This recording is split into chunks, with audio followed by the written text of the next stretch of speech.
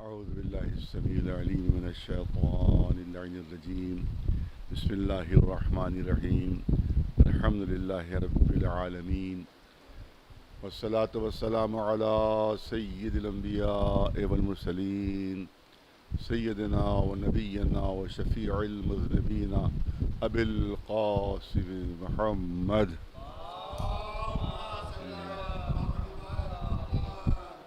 وأهل بيته الطيبين الطاهرين المعصومين.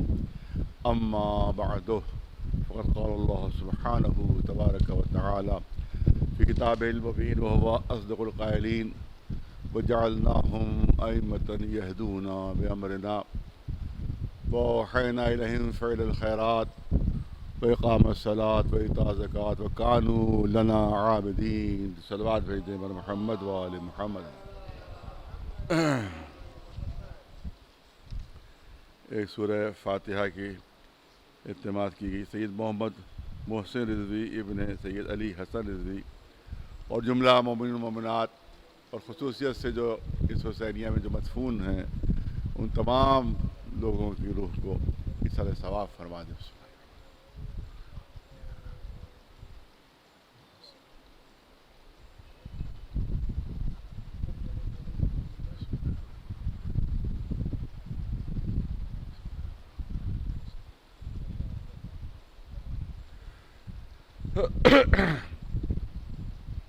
تبرکاً چند جملے عزائے امام حسین علیہ السلام کے سلسلے میں، کیونکہ ادھر محرم قریب آنے لگتا ہے، ادھر فتوے آنے لگتے ہیں اور مبارکبادیں بھی دی جانے لگتی ہیں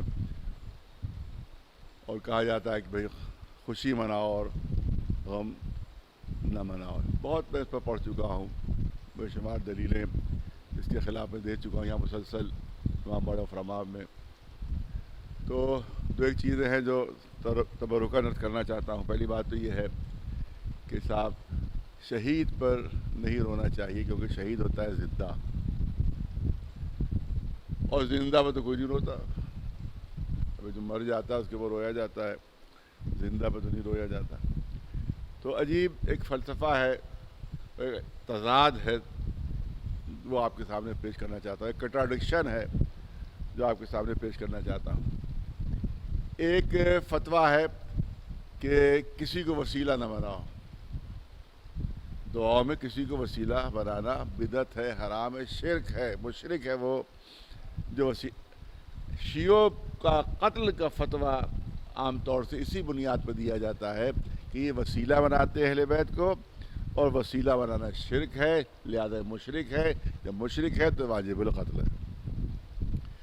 اسی بنیاد کے اوپر لاکھوں لاکھ شیعوں کو قتل کیا گیا، لاکھوں لاکھ شیعوں کو مارا گیا، وسیلے کے بنیاد کے اوپر کہ وسیلہ بناتے ہیں اہل بیت علیہ السلام کو، لہذا مشرک ہے. تو اب پوچھا گیا کہ بھئی زمانے رسالت میں وسیلہ رسول اللہ کو بنایا گیا، یہاں تک کہ خلیفہ ثانی نے جناب ابن عباس کو وسیلہ بنایا، اور پتہ نہیں کتنے وسیلوں کے جو ثبوت خود حدیثوں میں اور تاریخ میں محفوظ ہیں کہ وسیلہ بنایا گیا. تو پھر ایک پلٹی کھائی گئی اور کہا گیا جب یہ ثابت ہو گیا کہ وسیلہ بنایا گیا اور اصحاب کرام نے وسیلہ بنایا، تو کہا گیا انہوں نے زندوں کو وسیلہ بنایا تھا. اس کا مطلب ہے کہ زندوں کو اللہ کا شریک بنا دینا شرک نہیں ہے. اب زندوں کو اللہ کا شریک بنانا شرک نہیں ہوا، مردوں کو نہ بنائیے. اب سوال یہ ہے، شرک تو شرک ہے، چاہے مردے کو آپ اس میں شریک کرے یا زندہ کو شریک کرے تو شرک تو شرک ہی کہلائے گا. لیکن جب ثابت ہو گیا اور انکار نہیں کر سکے تو اب پلٹی کھائے، کیونکہ اب تو شیعوں کو تو مارنا ہی، انہیں قتل ہی کرنا ہے، کوئی نہ کوئی بہانہ تو ہونا چاہیے. لہذا اب زندوں کو جو ہے وہاں بنا سکتے ہیں. فلاں صحابی نے بنایا، فلاں صحابی نے بنایا، یہاں تک خلیفہ ثانی کے لیے بھی رپورٹ موجود ہے کہ انہوں نے بھی وسیلہ بنایا بارش کے سلسلے میں. تو اس کے بعد یہ کہ صاحب وسیلہ، لہذا آپ زندوں کو ہے آپ بنا سکتے ہیں. حالانکہ یہ خود ہی بات غلط ہے اپنی یہاں کے اوپر. شرک ہے، چاہے زندہ کو بنائے شریک، چاہے مردہ کو شریک بنائے، یہ تھوڑی ہو سکتا ہے. لیکن بہرحال چلیے ہم نے مان لیا کہ صاحب زندوں کو جو ہے وہ وسیلہ بنایا جا سکتا ہے اور مردوں کو نہیں بنایا جا سکتا. جب بھی ہم اہل بیت، بہت توجہ، جب بھی ہم اہل بیت کو وسیلہ بناتے ہیں، جب ہم ان کو وسیلہ بناتے ہیں تو ہم سے کہا جاتا ہے مردوں کو وسیلہ کیوں بنا رہے ہو، حرام ہے، شرک ہے، مردوں کو وسیلہ نہ بناؤ. لہذا جب ہم اہل بیت کو بناتے ہیں وسیلہ تو کہا جاتا ہے یہ مردہ ہیں، ان کو وسیلہ نہ بناؤ. اور جب ہم ان پر روتے ہیں، جب ہم ان پر گریہ کرتے ہیں تو کہا جاتا ہے یہ زندہ ہیں، زندوں پر کیوں رو رہے ہو. پہلے خود فیصلہ کر لو کہ تم زندہ مانتے ہو کہ مردہ مانتے ہو، پھر ہم پر فتویٰ لگانا. ایک صلوات بھیجے بر محمد وآلہ محمد.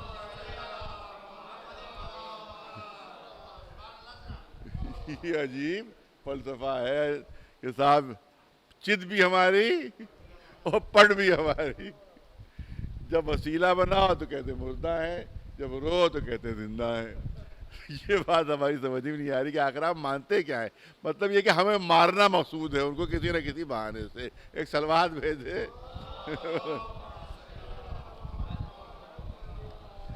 جناب حمزہ پر گریہ ثابت ہے رسول اللہ کا گریہ جناب حمزہ سید الشہداء ثابت ہے.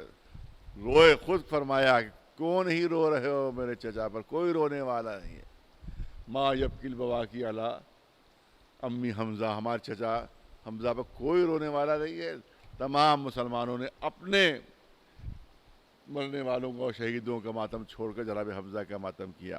جب جناب جعفر کی شہادت کی خبر ملی ہے، یہ بھی موجود ہے متفق علیہ حدیث کہ وہ یبکی البواکی مثل جعفر. دیکھیے بہت توجہ ہے کہ جعفر کے مثل شہیدوں پر رونے والوں کو رونا چاہیے. یہ نہیں کہا کہ جعفر پر رونا چاہیے. توجہ رہے، یہ نہیں فرمایا رسول اللہ کہ جعفر پر رونا چاہیے. اگر یہ فرما دیا ہوتا تو گریہ محدود ہو جاتا جناب جعفر کے لیے. لیکن رسول نے ارشاد فرمایا مثل جعفر جو دنیا سے رخصت ہوں ان کے اوپر گریہ کرنا چاہیے. تو جو بھی جناب جعفر کی طرح سے اپنی جان دے دے اور اپنی شہادت کا ہدیہ دے دے، اس کے اوپر رسول نے گریہ کرنے کی اجازت دے دی ہے. ایک صلوات بھیجے محمد والے. لہذا یہ صرف اور صرف نقلی طریقے پر صرف شیعوں کو قتل کرنے کے لیے اور شیعوں کے قتل کا بہانہ ڈھونڈنے کے لیے اس طرح سے یہ مفتی فتوے دیتے ہیں تاکہ شیعوں کو مسلمان ایک دوسرے کو قتل کرے، ایک دوسرے کو مارے. اور یہ پورا جو ہے وہ صہیونی سازش اور پوری اسلام دشمن طاقت عملی سازش کے تحت یہ فتوے دیے جاتے ہیں. اب سوال یہ ہوتا ہے کہ صاحب کیوں روتے ہیں اور کیوں گریہ کرتے ہیں. ہم سے پوچھا جاتا ہے آپ روتے ہی کیوں ہیں بھائی، گریہ کیوں کرتے ہیں. اب میں یہاں پر جواب دینا چاہتا ہوں، میں بہت توجہ چاہوں گا. دیکھیے دو طرح کے لوگ ہوتے ہیں. ایک، کوئی بھی دنیا سے رخصت ہو گیا، کوئی میت ہو گئی، تو آپ کو جنازے میں دو طرح کے لوگ ملیں گے. بہت توجہ رہے. دو طرح کے لوگ، کچھ رو رہے ہوں گے اور کچھ خاموش سر جھکائے جنازے کے ساتھ ساتھ چل رہے ہوں گے. نہیں، بہت توجہ چاہوں گا. کچھ جنازے میں رو رہے ہوں گے، گریہ کر رہے ہوں گے، شدت سے تڑپ رہے ہوں گے، اور کچھ خاموش ہوں گے. اب آپ کو پوچھنے کی ضرورت نہیں ہے وہاں.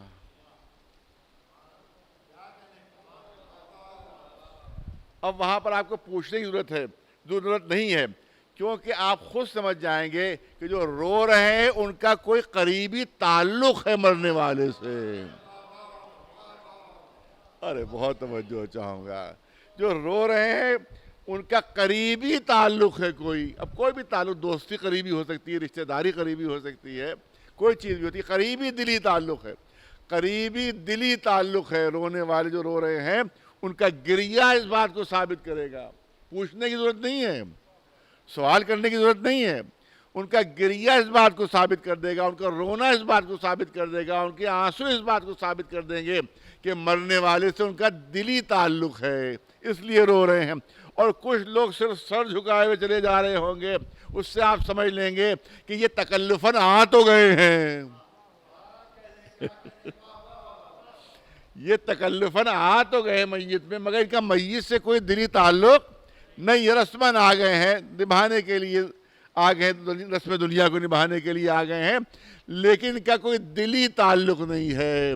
تو صرف اسی سے ثابت ہو جائے گا، پوچھنے کی ضرورت کوئی نہیں پوچھے گا کہ یہ رونے والے کون ہیں اور یہ جو خاموش جا رہی یہ کون ہیں، بلکہ صرف دیکھ کر سمجھ جائے گا وہ کہ جو رو رہے ہیں ان کا دلی تعلق ہے، جو نہیں رو رہے ہیں ان کا میت مرنے والے سے کوئی دلی تعلق نہیں ہے. لیکن ایک مقام پر سوال ہوگا، بھرپور توجہ، ایک مقام پر سوال ضرور ہوگا کہ اگر باپ مر جائے اور 2 بیٹے ہوں، ارے توجہ رہے، باپ مر جائے اور 2 بیٹے ہوں، ایک بیٹا رو رہا ہو اور ایک بیٹا خاموش یوں ہی بیٹھا ہوا ہو، یوں ہی ساکن و ثابت بیٹھا ہوا ہو.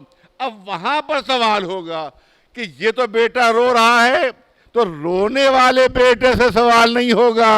ارے توجہ،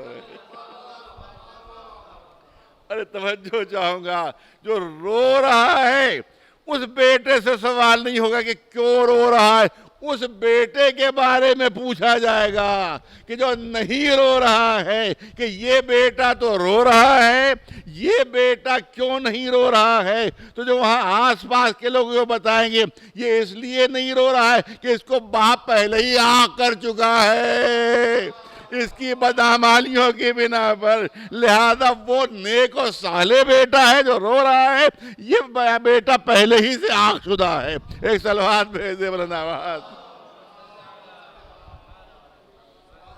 ایک صلوات بلند آواز سبحان محمد و آل محمد. تو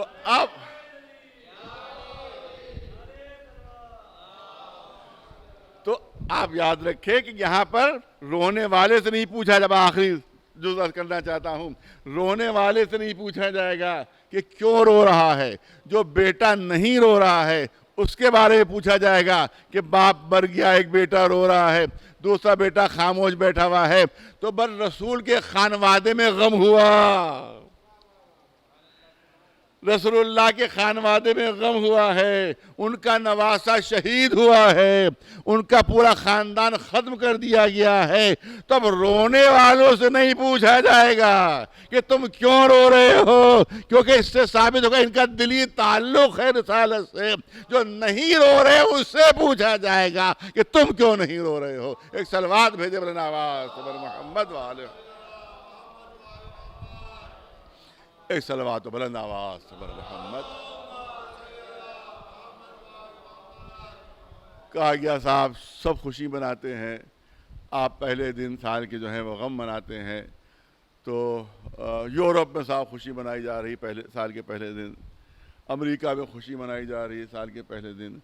اور صاحب ہمیں تانا دیتے ہیں یورپ والے، ہمیں تانا دیتے ہیں امریکہ والے، ہمیں تانا دیتے ہیں سب لوگ، ارے صاحب ہم تو پہلے دن خوشی مناتے ہیں، تم لوگ غم مناتے ہو.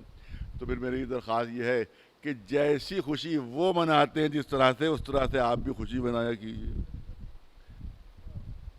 جب ان کی نقل ہی میں کر رہے ہیں، جب ان کی نقل ہی میں کر رہے ہیں تو جس طرح سے وہ مناتے ہیں اسی طرح سے آپ بھی منائیے. سب سے زیادہ شراب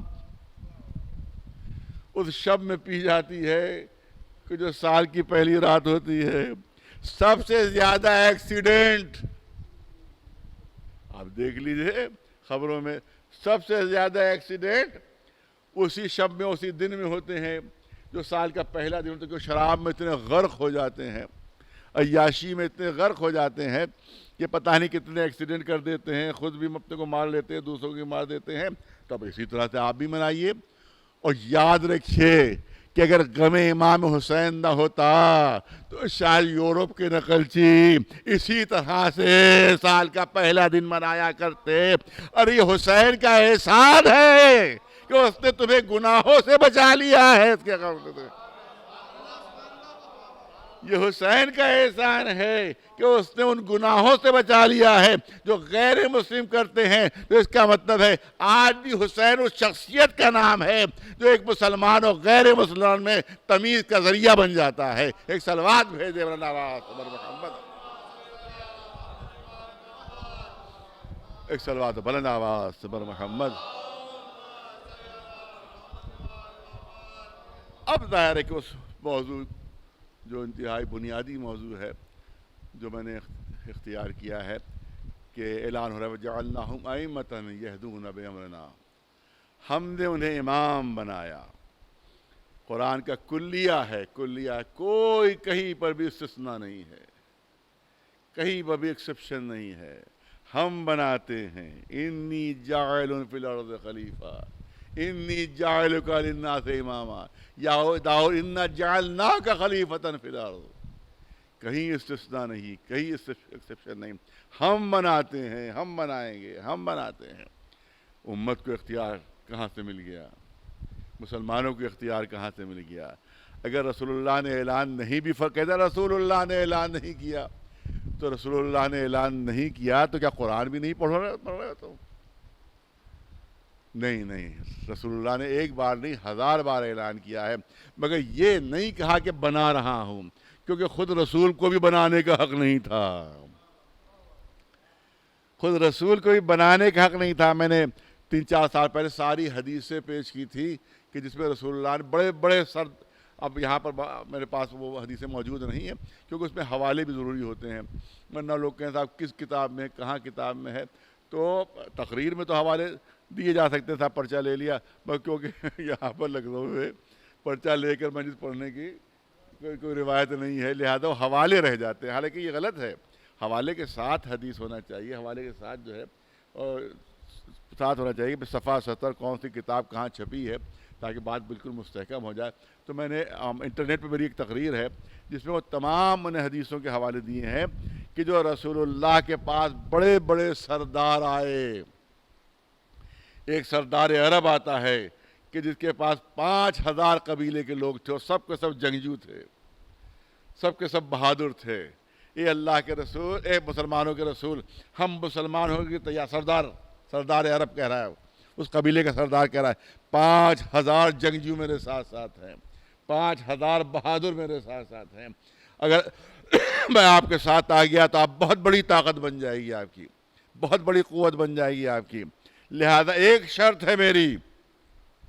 یہ سیرت ابن ہشام، سیرت ابن اسحاق، طبقات ابن سعد، تمام کتنی قدیم ترین کتابوں میں میرے پاس حوالے موجود ہیں. انشاءاللہ اگر موقع ہوا تو اس کو حوالے پیش کر دوں گا. میں یہاں پر اس کو تکلف نہیں کروں گا کہ پرچہ پڑھ رہا ہوں لہذا کیونکہ وہ حوالے ضروری ہیں، بہت ضروری ہیں، تاکہ غلط فہمی دور ہو جائے، غلط فہمی رفع ہو جائے کہ بڑا آدھا سردار اور سردار کہتا ہے کہ ہمارے 5000 ہمارے جوان آپ کے ساتھ آ جائیں گے، سب کے سب مسلمان میرے ساتھ ہو جائیں گے.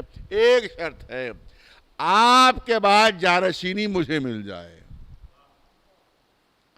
آپ کے بعد حکومت مجھے مل جائے. صاف رسول نے کہہ دیا یہ اختیار میرے پاس نہیں ہے، اللہ کے پاس ہے. ایک صلوات بھیجے بلند آواز سے. اور جہاں تک مجھے یاد آ رہا ہے نام، کیونکہ میں نے ایک دم سے ذہن میں یہ بات آئی ہے، پہلے ذہن میں نہیں تھی کہ اس بات کو بھی کہہ دوں. عامر ابن طفیل نام کا ایک بہت بڑا بہادر بھی تھا، بہت بڑا خطیب بھی تھا، بہت بڑا شاعر بھی تھا. زبردست خطیب، زبردست شاعر.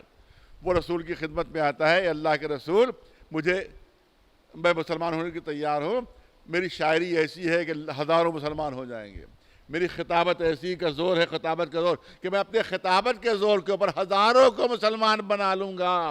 مگر ایک شرط ہے میری. کا شرط کیا ہے؟ نیابت مجھے ملے، خلافت مجھے ملے. تمام کتابوں میں درج رسول کا جواب کہ نہیں میرا اختیار نہیں، اللہ جسے چاہے گا منتخب کرے گا. ایک صلوات بھیجے بلند آواز. ایک اور سردار عرب آتا ہے، ہم جان دینے کے لیے تیار ہیں، ہم تلواریں نکالنے کے لیے تیار ہیں، مگر حکومت بعد میں ہمیں ملے، خلافت بعد میں ہمیں ملے. رسول نے فرمایا نہیں میرے اختیار میں نہیں ہے. پلٹ گیا، واپس ہو گیا. ارے جانے ہم دے، خون ہم بہائیں اور حکومت کسی اور کو ملے، لہذا میں مسلمان نہیں ہوں گا. رسول نے گوارا کر لیا واپس ہو جائے، مگر اس سے وعدہ نہیں کیا. ایک صلوات بھیج دے بلند آواز پر محمد والا. تو خود آپ کی کتابوں میں تمام چیزیں موجود ہیں، پھر کیوں دنیا کو دھوکہ دے رہے ہو کہ اللہ رسول اللہ نے کسی کا انتخاب نہیں کیا تھا، امت پر چھوڑ دیا تھا؟ نہ رسول نے امت پر چھوڑا، نہ اللہ نے امت پر چھوڑا ہے۔ ایک صلوات بھیجے بلند آواز سے بر محمد والے، ایک صلوات بلند آواز سے بر محمد و آل محمد۔ اور میں نے عرض کیا تھا قرآن ہی کی بنیاد کے اوپر کہ سب سے اہم عہدہ جو ہے وہ عہدہ امامت ہے، جس کے لیے جناب ابراہیم دلیل اور ثبوت ہیں، کیونکہ سب سے آخر میں ان کو عہدہ امامت مل رہا ہے، اور آخر میں ملنا اس بات کی دلیل ہے کہ سب سے بڑا عہدہ ہے۔ اسی طرح سے تمام جتنے بھی عہدے ملے، کہیں نہ قرآن میں ملتا ہے نہ کہیں کسی روایت میں ملتا ہے کہ جناب ابراہیم کا امتحان لیا گیا ہو، لیکن یہ عہدہ امامت کے لیے امتحانات کا پورا سلسلہ ہے، ایک نہیں، پورے سلسلے امتحانات ہیں کہ وہ یہاں تک کہ میں نے کہا آگ کے اندر ڈالا جاتا ہے، اور آگ بھی ایسی کہ پورے ملک میں اعلان ہو گیا تھا کہ ہر ایک کے اوپر واجب ہے کہ وہ کچھ نہ کچھ لکڑیاں لا کر ثواباً جو ہے وہ اس میں شامل کرے، تاکہ نمرود کا جو دشمن ہے اس کو سزا دی جائے۔ لہذا ہزاروں من کی لکڑی جمع ہو گئی، اس پہ جب آگ لگائی گئی تو آگ اتنی زبردست تھی کہ پرندے بھی اوپر سے نہیں اڑ پاتے تھے، اور اس کے بعد اتنی زبردست آگ، اور اس کے بعد عالم یہ تھا کہ خود کوئی نمرود قریب نہیں جا پا رہا تھا، خود نمرودی قریب نہیں جا پا رہے تھے، اتنی زیادہ آگ تھی۔ اب یہیں کے اوپر ایک یہ کہا جاتا ہے کہ یہ مجلسیں کیوں ہیں، یہ ماتم کیوں ہے، یہ گریہ کیوں ہے، یہ غم کیوں ہے، تو میں اس کے لیے ہلکا سا ایک واقعہ بیان پیش کر کے اور اس بات کو پیش کرنا چاہتا ہوں کہ ہم غم کیوں مناتے ہیں، ہم آنسو کیوں بہاتے ہیں، ہم تذکرہ امام حسین کیوں کرتے ہیں۔ لہذا روایت میں موجود ہے کہ ایک مینڈا تھا، وہ جاتا تھا قریب کے دریا سے، اپنے منہ میں تھوڑا سا پانی لیتا تھا اور جا کر دور سے وہ پانی پھینک دیتا تھا اس آگ کے اوپر، دور سے وہ پانی پھینک دیتا تھا، پھر جاتا تھا، پھر اپنے منہ میں پانی لیتا تھا، اس کا پھر وہ آگ کے اوپر اچھال دیتا تھا۔ دیکھا منظر کہ بھئی یہ کیا بات ہے، تم یہ اتنی بڑی آگ، یہ تمہارے اتنے سے 2 قطروں کے جو پانی ہے تمہارے منہ میں، اس سے آگ کیسے بجھ جائے گی، یہ تم کیا بے وقوفی کی حرکت کر رہے ہو؟ کہ بے وقوفی کی حرکت نہیں کر رہا ہوں، میں اللہ کو یہ بتانا چاہتا ہوں کہ مجھے ظالموں کی حمایتوں میں شمار نہ کرنا، بلکہ میں مظلوم کا حمایتی ہوں۔ میں اظہار کر رہا ہوں کہ میں مظلوم کا حمایتی ہوں، لہذا ہماری مجلسیں اس لیے ہوتی ہیں کہ دنیا ہمیں ظالموں کا حامی شمار نہ کرے، ہم مظلوموں کے حامی ہیں۔ ایک صلوات بھیج دے بلند آواز سے محمد والے۔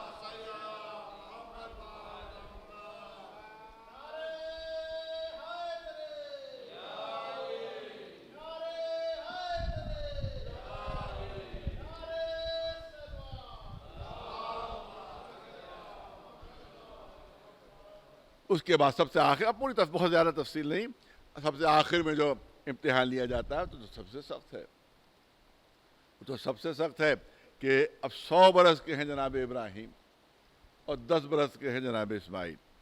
اس کے بعد حکم الہی ہوتا ہے، خواب کے ذریعے سے حکم الہی ہوتا ہے کہ اے ابراہیم تمہیں اسے ذبح کرنا ہے، اور اس کے بعد جناب اسماعیل کو بلا کر کہتے ہیں کہ اے اسماعیل ہمیں حکم الہی ہوا ہے کہ میں تمہیں ذبح کروں۔ تو جناب اسماعیل کے جواب بھی قرآن میں محفوظ ہے کہ ستجدنی انشاءاللہ من الصابرین، بابا آپ کو جو حکم دیا گیا ہے اس کے اوپر آپ عمل کیجیے۔ جناب ابراہیم نے فرمایا کہ میں نے خواب دیکھا ہے کہ میں تمہیں ذبح کر رہا ہوں، میں نے خواب دیکھا کہ میں تمہیں ذبح کر رہا ہوں۔ جناب ابراہیم نے یہ نہیں کہا تھا کہ مجھے حکم دیا گیا ہے، بلکہ ان کا صرف اتنا ارشاد تھا کہ میں نے خواب دیکھا ہے کہ میں تمہیں ذبح کر رہا ہوں۔ جناب اسماعیل فرماتے ہیں کہ اے بابا آپ کو جو اللہ نے حکم دیا ہے اس کے اوپر آپ عمل کیجئے۔ بھئی یہیں سے نبی اور غیر نبی کا فرق بھی معلوم ہو جاتا ہے کہ نبی اگر خواب بھی دیکھتا ہے تو وہ حکم الہی بن جاتا ہے۔ ایک صلوات بھیجے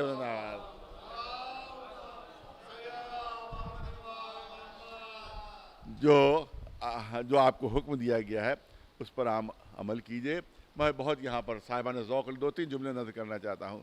اس سخت ترین امتحان کے لیے. دیکھیے 100 برس کے جناب ابراہیم ہیں, 10 برس کے جناب اسماعیل ہیں, اور باپ سے کہا جا رہا ہے بیٹے کو ذبح کرو, اور بیٹا جو ہے ذبح ہونے کے لیے تیار ہو رہا ہے کہ مجھے صابروں میں پائیے گا آپ. تو اس سخت ترین امتحان کے لیے جناب 100 برس کے ایک بوڑھے کو منتخب کیا گیا اور 10 برس کے ایک بچے کو منتخب کیا گیا. بہت توجہ رہے, 100 برس کا بوڑھا, 10 برس کا بچہ. زمین کانپ گئی, آسمان تھرا گیا, فرشتے کانپ گئے, مگر ابراہیم کے ہاتھوں میں ہلکی سی بھی لغزش نہیں تھی. ابراہیم کے ہاتھوں میں لغزش ہلکی سی بھی نہیں تھی. اتنے سخت ترین امتحان کے لیے ایک بوڑھے باپ کو ایک کمسن بچے کو منتخب کیا, دنیا کو یہ بتانے کے لیے, دنیا پر یہ ثابت کرنے کے لیے کہ تمہارا بڑھاپا اور ہوتا ہے, انبیاء کا بڑھاپا اور ہوتا ہے, تمہارا بچپنا اور ہوتا ہے, معصوموں کا بچپنا اور ہوتا ہے. یہ بظاہر بوڑھے ہو جاتے ہیں مگر ان کے ارادوں میں بڑھاپا نہیں آتا, ان کے ارادوں میں ضعف نہیں آتا. بظاہر یہ بچہ ہوتے ہیں لیکن ان کے ارادوں میں بچپنا نہیں ہوتا. توجہ رہے, ان کے ارادوں میں بچپنا نہیں ہوتا. گویا دنیا کو اللہ یہ بتا رہا ہے کہ دیکھو نبی بوڑھا ہو جاتا ہے, نبوت بوڑھی نہیں ہوتی. معصوم بچہ ہو سکتا ہے, عصمت میں بچپنا نہیں ہوتا. ایک صلوات بھیج دے محمد وعلیہ. ایک صلوات بلند آواز بر محمد وعلیہ. اور یہاں پر وہ جو ذاکرین پڑھتے رہتے ہیں, آپ سنتے بھی رہتے ہیں, ہلکا سا اشارہ ادھر بھی ہو جائے کہ جس پہ جناب ابراہیم لے کر چلے تو اب شیطان تو اپنی شیطانت سے بات آ ہی نہیں سکتا. لہذا وہ جناب ابراہیم کے پاس پہنچا. ارے صرف خواب ہی تو دیکھا ہے, وہ ایک خواب کی بنیاد پر آپ نے بیٹے کو, اکلوتے بیٹے کو ذبح کیے دے رہے. کیا لعنت ہو تجھ پر, تو شیطان ہے, بھاگ جائے یہاں سے. اسی لیے ایک کھمبا وہاں بن گیا اور وہیں کے اوپر آپ جو ہے مسلمان وہاں پر جو ہے کنکریاں مارتے ہیں وہاں کے اوپر. جناب اسماعیل کے پاس پہنچا کہ بچے ہیں یہ تو بہکی جائیں گے. ارے کسی دعوت پہ نہیں لیے جا رہے, کوئی دعوت تو آج نہیں ہے, دھوکے میں نہ آنا, ذبح کرنے لیے جا رہے ہیں, تمہیں ذبح کرنے لیے جا رہے ہیں. معصوم ہے, پہچان کے شیطان ہے, لہذا لاہور پڑھی, اس کو بھگایا, بھاگ یہاں سے, تو شیطان ہے. اب جب جناب ابراہیم اور اسماعیل کو نہیں بہکا سکا تو سوچا کہ اب وہ حاجرہ تو غیر معصومہ ہے, وہ تو مجھے پہچان نہیں پائیں گی. پہنچا, دروازہ کھٹکھٹایا, جناب حاجرہ نے کہا مجھے کون ہے؟ کہا دیکھو یہ تمہارے جو شوہر لیے جا رہے ہیں اسماعیل کو, یہ ذبح کرنے کے لیے لیے جا رہے ہیں, کسی مہربانی میں نہیں لیے جا رہے ہیں. جلدی سے گھر سے باہر نکل کے روکو, جلدی سے گھر سے باہر نکل کر, ابھی زیادہ دور نہیں گئے ہیں, ابھی موقع ہے, نکلو. کہا شیطان ہے تو, جلدی سے بھاگ جا. اب لوگ پوچھتے ہیں کہ صاحب ابراہیم معصوم سے پہچان گئے, اسماعیل معصوم سے پہچان گئے, حاجرہ کیسے پہچانی کہ یہ شیطان ہے؟ تو ہمارے علماء کہتے ہیں کہ اگر وہ نبی کی بیوی کو گھر سے نکلنے کا حکم نہ کرتا تو بیوی پہچانتی نہیں, کیونکہ نبی کی بیوی کو جو گھر سے باہر نکالنا ہے وہ سوائے شیطان کے اور کوئی نہیں ہو سکتا. صلوات بھیجے بر محمد وعلیہ.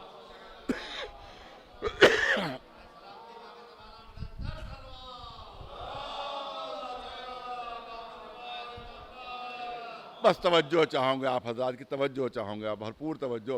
قرآن نے سند, بہت توجہ, پڑھے لکھے جو جہاں جہاں آواز جا رہی ہے, اب یہاں تو مجمع نہیں ہے لیکن جہاں جہاں آواز آئی ہے وہاں بات کو چاہتا ہوں کہ پہنچے, بات ہی پہنچے. قرآن نے سند دی, فلما اسلما, فلما اسلما, جب دونوں مسلمان ہو کر چلے. ارے توجہ رہے, توجہ رہے. فلما اسلما, جب دونوں مسلمان ہو کر چلے. عربی زبان میں تثنیہ کا صیغہ برابری کے لیے آتا ہے, برابری کے لیے آتا ہے, برابری کے لیے. جب دونوں مسلمان ہو کر چلے, برابری کا صیغہ ہے, یعنی 100 برس کے ابراہیم کا جو ایمان تھا وہی 10 برس کے اسماعیل کا ایمان تھا. فلما اسلما، ارے جو درجہ 100 برس میں ابراہیم کا تھا وہی درجہ اسلام کا 10 برس میں جناب اسماعیل کا تھا. جو عقیدے کی مضبوطی 100 برس میں جناب ابراہیم کی تھی وہی عقیدے کی مضبوطی 10 برس میں جناب اسماعیل کی تھی. قرآن نے سند دی فلما اسلما، جب دونوں مسلمان ہو کر چلے. ابن تیمیہ کہتا ہے اپنی کتاب میں، منہاج الصالحین اس کا نام ہے، اس میں کہتا ہے کہ علی کے اسلام کا کوئی اعتبار نہیں ہے. علی کے اسلام کا کوئی اعتبار نہیں ہے کیونکہ 10 برس کے سن میں اپنے اسلام کا اعلان کیا تھا. بقیہ صحابی کوئی 40 برس کا تھا، کوئی 50 برس کا تھا، کوئی 60 برس کا تھا. تو کسی نے اپنے 40 برس کے سن میں مسلمان ہوا، کوئی 50 برس کے سن میں مسلمان ہوا، اور علی اپنے اسلام کا اعلان 10 برس کے سن میں کر رہے ہیں. 10 برس کے بچے کے اسلام کا کوئی اعتبار نہیں ہے. تو میں کہتا ہوں کہ قرآن اسماعیل کے ایمان کو ابراہیم کے برابر قرار دے رہا ہے.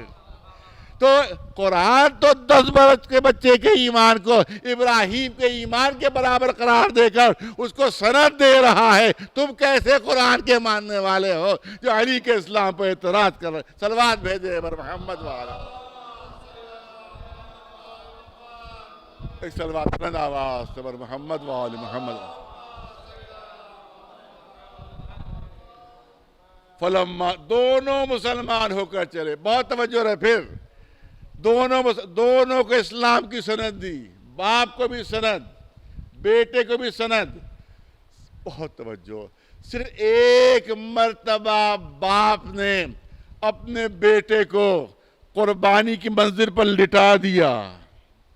قرآن نے کہا باپ مسلمان، بیٹا ایک مرتبہ قربانی کی منزل پر لیٹ گیا. قرآن نے کہا مسلمان. توجہ رہے، اسماعیل ذبح نہیں ہوئے تھے، صرف قربانی کی منزل میں لیٹ گئے تھے. ایک مرتبہ باپ نے لٹا دیا. قرآن نے کہا مسلمان. ایک مرتبہ بیٹا قربانی کی منزل میں لیٹ گیا. قرآن نے کہا مسلمان. تو اگر ایک بار باپ اپنے بیٹے کو قربانی کی منزل میں لٹا دے تو قرآن اس کو اسلام کی سند دیتا ہے. لیکن ابو طالب ہر رات اپنے بیٹوں کو قربانی کی منزل میں لٹا رہے اور تمہاری نگاہوں میں کافر ہے. ایک صلوات بھیجے محمد والے. ایک صلوات بلند آواز سے بر محمد وآل محمد. تو یہ ایک بنیادی باتیں ہیں جو چند آپ کے سامنے عرض ہوئی ہیں. تو امامت کا جو موضوع ہے وہ ہمارے لحاظ سے بنیادی موضوع ہے کہ یہیں سے جو ہے وہ فرقوں میں فرق ہوا ہے اور تمام طریقوں سے ثابت ہے کہ اللہ جو ہے وہ منتخب کرتا ہے اور انتخاب کا حق صرف اللہ کو ہے. مسلمانوں کو انتخاب کا حق نہیں دیا گیا ہے. اب یہاں کے اوپر بہت سی دلیلیں بہت سی باتیں ظاہر کی جتنی بھی باتیں ذہن میں آتی جائیں گی کیونکہ مسئلہ یہ ہے کہ اتنے زیادہ ہزاروں ہزار ٹیلی فون آ رہے ہیں اور پورے گاؤں سے فون آ رہے ہیں اس کی وجہ سے بہت زیادہ جو ہے وہ رات پوری آدھی رات گزر جاتی ہے اسی سلسلے میں. تو بہرحال زیادہ تیاری کا موقع نہیں ملتا لیکن کیونکہ بنیادی موضوع میں چاہتا ہوں کہ بات بچوں اور جوانوں تک پہنچے. آپ دیکھیں یہاں پر ایک اور اہمیت کا پہلو ہے جو میں آپ کے سامنے پیش کرنا چاہتا ہوں اور وہ اہمیت کا پہلو یہ ہے کہ رسالت ملی لیکن جناب ابراہیم نے کوئی دعا نہیں مانگی. خلت ملی کوئی دعا نہیں مانگی، نبوت ملی کوئی دعا نہیں مانگی. لیکن ادھر امامت کا عہدہ ملا، ادھر دست دعا بلند ہو گئے کہ پالنے والے اس عہدے کو میری ذریت نے، میری اولاد نے، میری نسل میں بھی برقرار رکھ. آخر رسالت کے لیے دعا کیوں نہیں مانگ رہے ہیں؟ نبوت کے لیے دعا کیوں نہیں مانگ رہے ہیں؟ لیکن نگاہ ابراہیمی دیکھ رہی ہے، پوری توجہ ہے، نگاہ ابراہیمی دیکھ رہی ہے کہ رسالت درمیان میں ختم ہو جائے گی، ذریت قیامت تک باقی رہے گی. نبوت درمیان میں ختم ہو جائے گی، نسل قیامت تک باقی رہے گی. لہذا نہ رسالت مانگ رہے، نہ نبوت مانگ رہے ہیں، وہ عہدہ مانگ رہے ہیں جو قیامت تک باقی رہنے والا ہے. خود دعائے ابراہیمی ثابت کرتی ہے کہ عہدہ امامت قیامت تک باقی رہنے والا ہے. ایک صلوات بھیجے مولانا آواز. پالنے والے اس عہدے کو میری ذریت میں، میری نسل میں بھی برقرار رکھنا. قدرت کی طرف سے اعلان ہوا کہ ہاں یہ تمہاری نسل میں اور تمہاری اولاد میں برقرار رہے گا، مگر کبھی کسی ظالم کو نہیں ملے گا، کبھی کسی ظالم کو نہیں ملے گا. کل فیصلہ ہو گیا. فیصلہ کون جملہ ہے قدرت کی طرف سے، فیصلہ کون اعلان ہے قدرت کی طرف سے. کبھی ظالم کو نہیں ملے گا، کبھی ظالم کو نہیں ملے گا. آپ دیکھیں کہ ظلم کی کئی قسمیں ہیں. ایک ظلم تو وہ ہے کہ جو ہم دوسروں پر کرتے ہیں. کسی کا گھر لوٹ لیا یہ بھی ظلم ہے، کسی کو قتل کر دیا یہ بھی ظلم ہے، کسی کا مال چھین لیا یہ بھی ظلم ہے. یہ تمام چیزیں وہ ہیں جو دوسروں پر ہم کرتے ہیں، وہ بھی ظلم کہلاتے ہیں. لیکن گناہ بھی ظلم ہے. کس پر ظلم ہے؟ جب ہم گناہ کرتے ہیں تو کس پر ظلم کرتے ہیں؟ اپنے اوپر ظلم کرتے ہیں، اپنے نفس پر ظلم کرتے ہیں. تو اس کا مطلب یہ ہے کہ ضروری نہیں ہے کہ دوسرے کو تباہ و برباد کیا جائے تبھی ظالم قرار پائے، بلکہ ایک بھی گناہ کر لیا تو وہ ہو گیا ظالم. جو ظالم ہو گیا ایک گناہ کے بعد اس کو ظالم کی سند مل جائے گی. تو اس کا مطلب یہ ہے کہ اللہ نے جب اعلان فرما دیا کہ کسی ظالم کو ہمارا عہدہ امامت نہیں ملے گا، جو تو دوسرے پر ظلم کر رہا ہے وہ بھی ظالم، جس نے ایک بھی گناہ کر لیا وہ بھی ظالم. اسی لیے عہدہ امامت اس کو ملتا ہے جو معصوم ہوتا ہے. ایک صلوات بھیجے مولانا آواز محمد والے. اور ظاہر ہے کہ بہت سے گناہ کھل کر ہوتے ہیں اور بہت سے گناہ چھپ کر ہوتے ہیں. اگر چھپ کر گناہ کیا تب بھی ظالم، اگر کھل کر گناہ کیا تب بھی ظالم. تو کھلے ہوئے گناہوں کو تو ہم کو پتہ، بہت توجہ رہے، میں چاہتا ہوں بات فیصلہ کن ہو. چھپے ہوئے کھلے ہوئے گناہوں کو تو ہمیں خبر ہو جاتی ہے. معلوم شراب پیے نالی میں پڑا ہوا ہے، جو آتا ہے نفرت سے ناک سکوڑ کے گزر جاتا ہے، ارے شرابی پڑا ہوا ہے. لیکن کہ چھپ کر گھر میں پیتا ہے، کسی کو خبر نہیں، مگر ہے تو گناہگار. توجہ ہے تو گناہگار. اور اللہ کہتا کسی ظالم کو عہدہ نہیں ملے گا. تو اگر کسی نے چھپ کر گناہ بھی کیا وہ بھی اللہ کی نگاہوں میں ظالم. تو ہمیں کیا خبر کہ کون چھپ کر گناہ کرتا ہے؟ ہمیں کیا خبر کون چھپ کر گناہ کرتا ہے؟ اس کا علم صرف اللہ کو کہ کون چھپ کر گناہ کر رہا ہے. لہذا جو چھپے ہوئے گناہوں سے واقف ہے وہی عہدہ امامت دیا کرتا ہے کہ جو نہ کھل کر گناہ کرتا ہو نہ چھپ کر گناہ کرتا ہو. ایک صلوات بھیجے مولانا عباس محمد والے. انشاءاللہ اس وقت کے سلسلے میں بھی تھوڑی سی گفتگو ہوگی. آج ہلکا سا ایک اشارہ میں کر دوں کہ سب سے بڑا ظلم ہے شرک. خود قرآن نے اعلان فرمایا کہ ہم ہر ظلم معاف کر دیں گے، لیکن شرک جو ہے ہر خطا معاف کریں، شرک معاف نہیں ہوگا. سب سے بڑا ظلم ہے شرک، سب سے بڑا ظلم ہے شرک. اور مشرک کی بھی 4 قسمیں ہیں. مشرک کی 4 قسمیں. ایک مشرک وہ جو پیدا بھی مشرک ہوا اور مرا بھی مشرک. بہت توجہ رہے، بس اب بات کو ختم کرنا چاہتا ہوں. ایک وہ ہے جو پیدا بھی مشرک ہوا مرا بھی مشرک. ایک وہ ہے کہ پیدا تو مسلمان گھر میں ہوا مرتد ہو گیا، جیسے سلمان رشدی. اور بھی بہت سی مثالیں ہیں.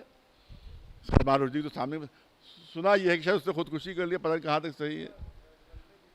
ایک خبر ہے لیکن اس کی سوشل میڈیا کی خبر زیادہ معتبر نہیں ہوا کرتی، تو اب پتہ نہیں صحیح ہے کہ نہیں ہے. لیکن بہرحال پیدا مسلمان گھر میں ہوا مرتد ہو گیا. یہ ہو گیا پیدا ہوا مسلمان مرا مشرک کی حیثیت سے. اب اگر وہ خبر صحیح ہے کہ اس نے خودکشی کر لی. مرا مرتد کی حیثیت سے. تو ایک پیدا ہوا مشرک مرا بھی مشرک, ایک پیدا ہوا مسلمان مرا مرتد. دوسرا وہ کہ مشرک پیدا ہوا 40 برس کے سن میں کلمہ پڑھ لیا. ارے توجہ فادر, یہ بھی مشرک کی قسم ہے.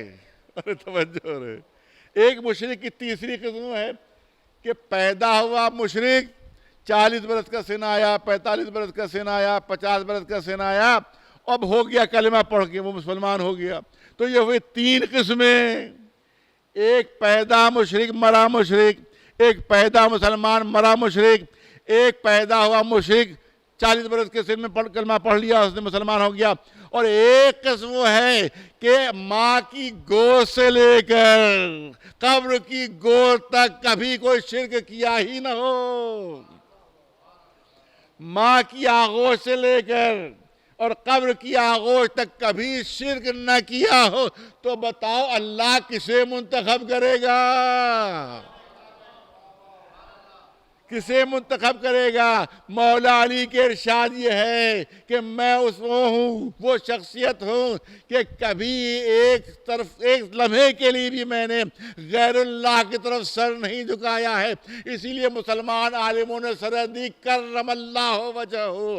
ارے یہ چہرہ وہ ہے جو کبھی زندگی میں غیر اللہ کی طرف جھکا ہی نہیں ہے. ایک صلوات بھیجے مولانا آواز سبحان محمد والا.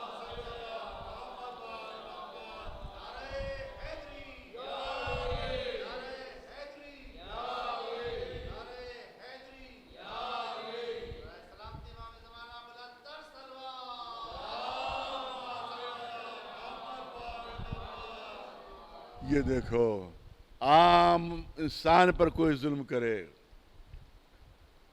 تو ظالم ہے, جو مسلمان پر ظلم کرے وہ اس سے بڑا ظالم ہے.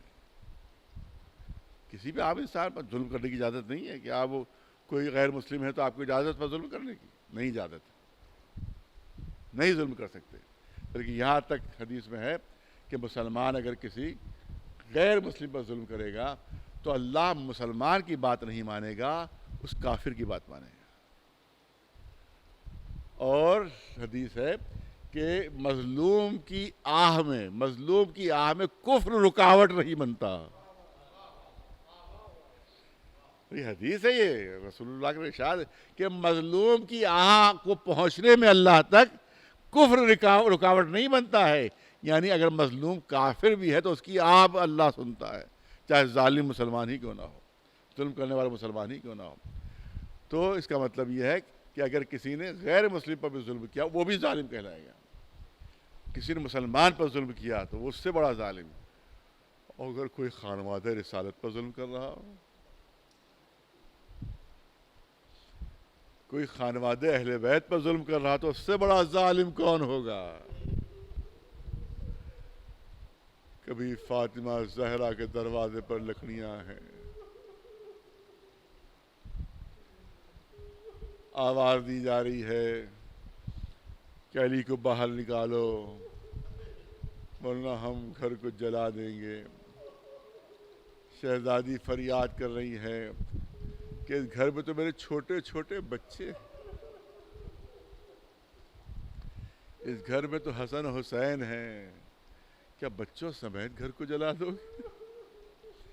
کیا حسن حسین سمیت گھر کو جلا دو گے؟ آنے والوں نے کہا کہ ہاں ہم بچوں سمیت گھر کو جلا دیں گے. اور دروازے میں آگ لگائی جاتی ہے, دروازہ توڑا جاتا ہے, شہزادی دیوار اور در کے درمیان آتی ہے. جناب محسن کی شہادت, جناب محسن کی شہادت, علی کے گلے میں رسی, مدینے کی گلیاں ہیں اور علی کو کھینچا جا رہا ہے. اس سے بڑا ظالم اور کون ہوگا؟ اس سے بڑا ظلم اور کیا ہوگا؟ آخر میں امام حسن ظلم کی انتہائی ہے کہ اس کے ذریعے سے زہر دلوایا گیا کہ جس پر انسان سب سے زیادہ بھروسہ کرتا ہے, سب سے زیادہ جس پر اعتماد کرتا ہے, جس کو رفیقہ حیات کہا جاتا ہے, جس کو شریک حیات کہا جاتا ہے، جس پر انسان سب سے زیادہ بھروسہ کرتا ہے، اس کے ذریعے سے اس کو لالچ دے کر، اس کو خرید کر، اس کے ذریعے سے ایسا ظلم، تو دوہرا ظلم تھا یہ۔ امام حسن پر دوہرا ظلم تھا، دوہری اذیت تھی آقا کو، دوہری اذیت، جسمانی اذیت بھی تھی اور روحانی اذیت بھی تھی۔ جسمانی اذیت یہ تھی کہ جگر کے ٹکڑے کٹ کٹ کر تشبیہ کے ہوئے، اور روحانی اذیت یہ تھی کہ اس نے زہر دیا تھا کہ جس پر انسان سب سے زیادہ بھروسہ کرتا ہے۔ اس کے بعد کربلا کا میدان ہمارے سامنے ہے، یا کوئی ظلم ایسا نہیں ہے کہ جو برپا نہ کیا گیا ہو۔ آج تک کربلا میں مظالم کی فہرست ہی نہیں بن سکی ہے۔ آج تک کتنے ظلم ہوئے کربلا میں، اس کی فہرست ہی نہیں بنی ہے کہ کتنے ظلم ہوئے، کتنے ظلم ہوئے۔ چھوٹے چھوٹے بچوں پر ظلم، معصوم بچیوں پر ظلم، ننھے سے علی اصغر پر ظلم، ارے مظالم کی انتہا آج تک فہرست مکمل نہیں۔ لاکھ کوئی فہرست بنائے اور اس کے بعد دعویٰ کرے کہ ہم نے کربلا کے سارے مظالم لکھ دیے، سارے مظالم لکھ دیے، مگر کوئی آگے بڑھ کر کہہ سکتا ہے ارے تم نے یہ ظلم تو لکھا ہی نہیں، تم نے یہ ظلم تو لکھا ہی نہیں۔ ہاں عزاداروں، میں نے کہا کہ کربلا کا میدان وہ میدان ہے کہ جہاں ایک آئینہ خانہ ہے کہ جس میں 72 حسین نظر آ رہے ہیں۔ جو اصحاب امام حسین ہیں ان کی قربانیوں میں بھی کوئی کمی نہیں ہے۔ کربلا میں 2 مائیں ایسی ہیں، میں چاہتا ہوں کہ ایک شہید کا تذکرہ، ایک صحابی حسین کا تذکرہ۔ کربلا میں 2 مائیں ایسی ہیں کہ جن کے سامنے ان کے بیٹوں کو ذبح کیا گیا۔ 2 مائیں ایسی ہیں، ایک مادر جناب وہب ہیں کہ جن کے بیٹے کو ان کے سامنے ذبح کیا گیا، اور دوسرے بیوے جناب مسلم ابن اوسجا ہیں کہ جن کے بچے کو ان کے سامنے ذبح کیا گیا۔ تاریخ کہتی ہے جناب مسلم ابن اوسجا بڑھاپے کا عالم ہے۔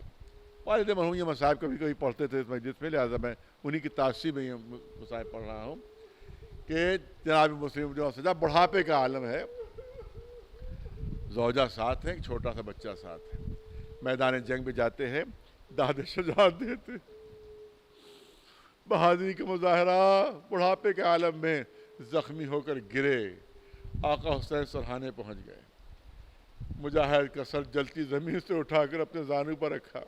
حسین نے کبھی گوارا نہیں کیا کہ کسی مجاہد کا سر جلتی زمین پر رہے، ہر ایک کے سرحانے پہنچے، مسلم نے اوسجا کا سر اپنے زانو پر رکھا۔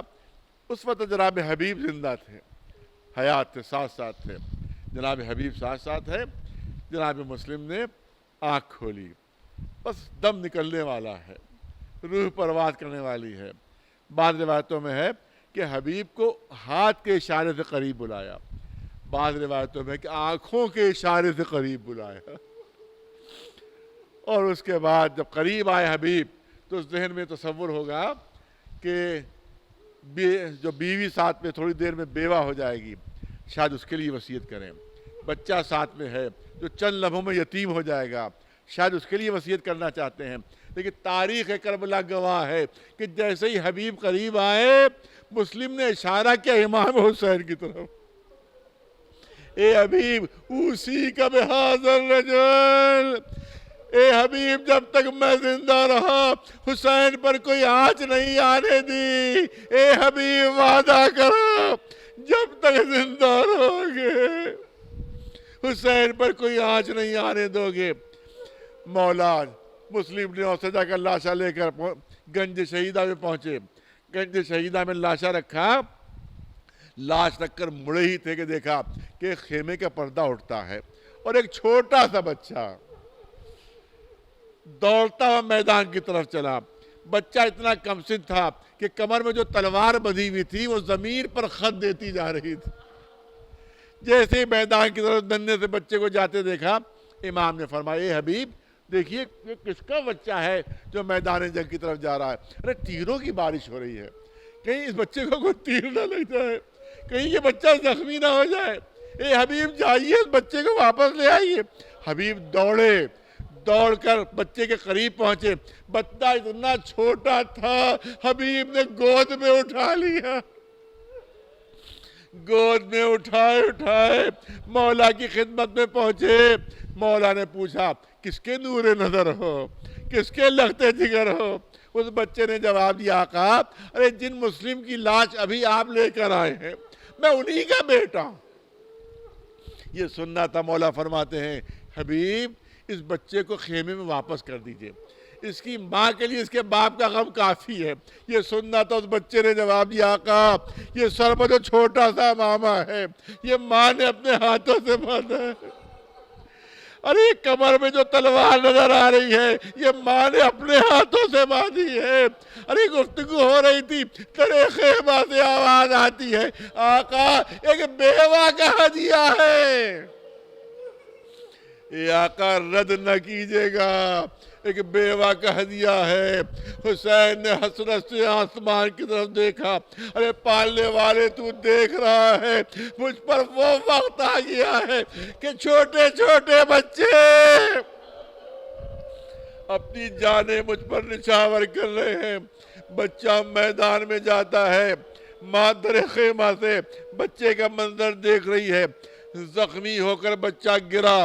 ارے قاتل خنجر لے کر آگے بڑھا. قاتل بھی دیکھ رہا ہے کہ ماں در خیمہ پر کھڑی ہوئی ہے. قاتل کو بھی خبر ہے کہ ماں سامنے کھڑی ہوئی ہے. ارے ماں کے سامنے بچے کے گلے پہ خنجر چلا, سر جدا ہوا. ظلم کی انتہا یہ کہ قاتل نے وہ سر ماں کی طرف اچھال دیا. ہزاروں اب تک تو صبر ہوا لیکن اب بیوہ مسلم سے صبر نہ ہو سکا. دوڑ کر آگے بڑھی, بچے کا سر اٹھایا, اپنے سینے سے لگایا, پیشانی سے خون پوچھا. اس کے بعد روایت کہتی ہے دوبارہ قاتل کی طرف سر اچھال دیا کہ جو ہم راہ خدا میں دے دیتے ہیں وہ واپس نہیں لیتے. اے بیوہ مسلم آپ کا صبر مثالی ہے, مگر کم از کم آپ کو اتنا موقع تو مل گیا کہ بیٹے کا سر اپنے سینے سے لگا لیا, پیشانی کو چوم لیا, رخساروں کو بوسہ دے دیا. ارے دیکھ لیجئے کہیں ام لیلہ یہ منظر تو نہیں دیکھ رہی. ارے کیا اس ماں کے دل میں یہ حسرت نہ ہوگی کہ کاش علی اکبر کا سر بھی مجھے مل جائے, ایک مرتبہ سینے سے لگا لو, ایک مرتبہ پیشانی کا بوسہ دے لو. لیکن کربلا سے کوفے, کوفے سے شام, دو کے نیزہ پالی اکبر کا سر. میں شہزادی کی خدمت میں ہاتھ جوڑ کر عرض کروں گا اے شہزادی اگر آپ کو بچے کا سر مل بھی جاتا تو آپ اس کو سینے سے لگاتی کیسے؟ ارے پورے راستے ہاتھ پسے گردن سے بدھے. ماں کے دل میں حسرت رہ گئی, کاش علی اکبر کا سر مجھے ملے, میں اپنے سینے سے لگا. سَيَعْلَمُ الَّذِينَ ظَلَمُوا أَيَّ مُنْقَلَبٍ يَنْقَلِبُونَ أَلَا لَعْنَةُ اللَّهِ عَلَى الْقَوْمِ الظَّالِمِينَ.